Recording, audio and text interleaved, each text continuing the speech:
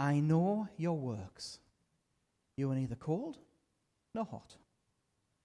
Would that you were either cold or hot. So because you are lukewarm and neither hot nor cold, I will spit you out of my mouth. Now the most common reading of this is if you're hot, it means you're on fire for God. Yeah? You're someone who's passionate. And if you're cold, you don't care about God at all. And if you're lukewarm, you're neither one thing or the other. You're nominal. You wait. You don't really care. And God says, I'd rather you'd be hot or cold. Which, to me, has always been something that's a little hard to get my head around. God would rather I was cold, like not interested in him at all. God would rather that I was rebellious against him and just not a Christian. Surely God doesn't want anybody to be like that because he wants all to be saved. So I always struggled with this tricky little bit of God would rather someone was cold? I don't get it. But what if this isn't about zeal? What if the hot and the cold and the lukewarm meant something else entirely? Would it make a bit more sense?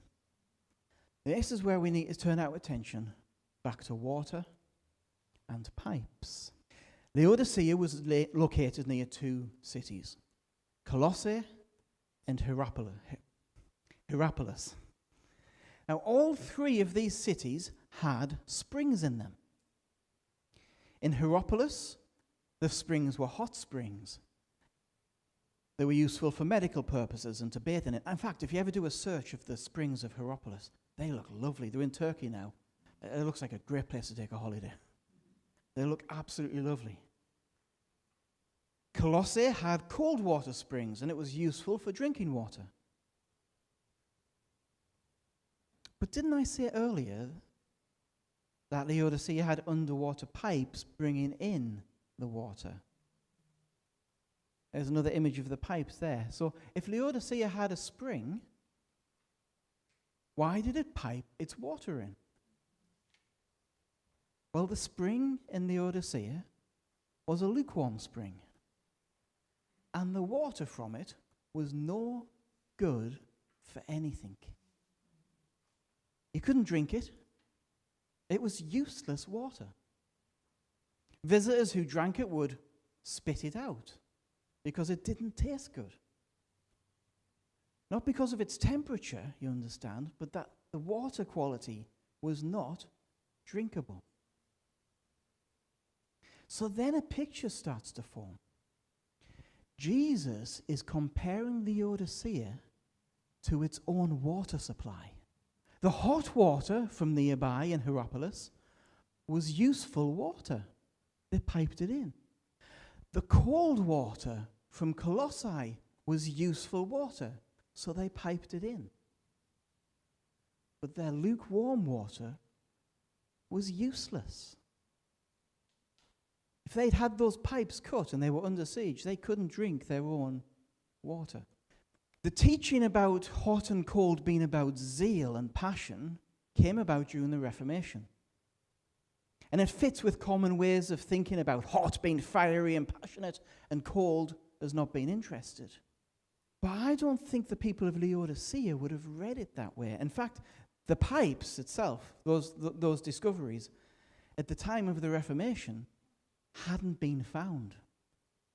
People didn't know that they piped the water in from the hot and the cold springs.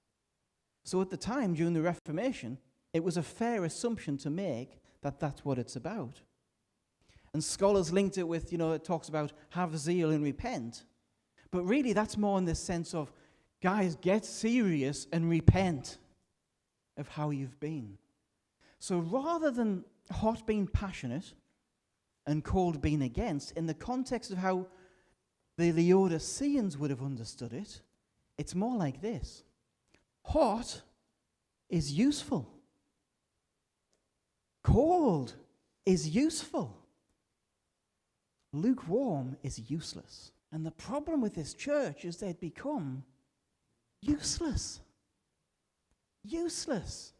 Jesus had been unable to do anything in the midst of them because he wasn't in their midst. It was churchianity. It was religion without Jesus in it. And rather than this being a criticism from Jesus, what it is a rebuke saying, church, step up. Change how you are. It was meant to encourage them to wake from their slumber. He's saying, church, be active, have purpose, because at the moment you don't have any. Hot, useful to God. Cold, useful to God. Lukewarm, useless. Now this makes much more sense to me, because now I get how God would rather we were hot or cold, because they're not extremes of two different ways of feeling about God. It's just being useful, having purpose. Because I could never understand how God would prefer someone to be against him than middling. It's not that. Jesus is urging his church, be useful. Do something. And that's a real challenge to us, because it's very easy to go, well, I'm not middling. But here's a question, are you useful? Are you useful to God? It's actually a bit more of a challenge, isn't it? What is your use to God? Not what is your commitment level. What is your use to God? Are you doing something for him?